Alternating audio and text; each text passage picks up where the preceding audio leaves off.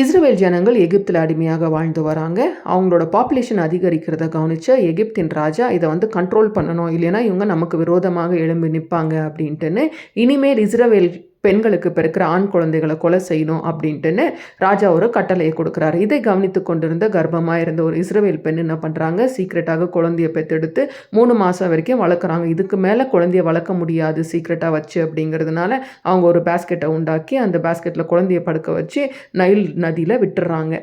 அந்த குழந்தை எங்கேயாவது சேஃபாக இருக்கட்டும் அப்படின்னு. ஆனால் இதை பார்த்து கொண்டிருந்த குழந்தையோட அக்கா மிரியாம், ஐயோ நம்ம தம்பிக்கு இப்படி ஒரு ஆபத்து, அம்மா தண்ணியில் விட்டுட்டாங்களா, குழந்தைக்கு என்ன நடந்துருமோ அப்படின்ட்டு அவங்க வந்து பார்த்துட்டு நின்றுட்டுருக்காங்க. அப்போ ராஜாவோட மகள் வந்து குளிக்க வராங்க. அவங்க அந்த குழந்தையோட அழுகை சத்தத்தை கேட்டு குழந்தைய எடுக்கிறாங்க.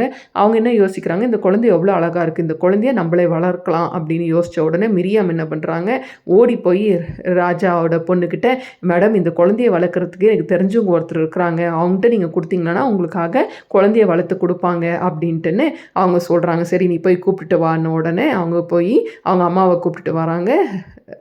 ராஜாவோட பொண்ணு வந்து இந்த குழந்தைய எனக்காக வளர்த்து கொடு அப்படின்னு சொல்கிறாங்க. ஸோ இதனால் இனிமேல் யார் வந்து குழந்தைய கொலை பண்ணுறதுக்கு வந்தாலும் அவங்க சொல்லலாம், ராஜாவோட பொண்ணு தான் எங்களுக்கு வளர்த்து கொடுக்க சொல்லியிருக்கிறாங்கன்னு.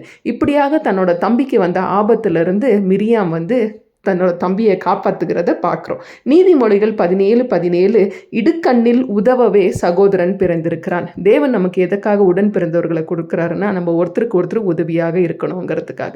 மே காட் பிளஸ் யூ.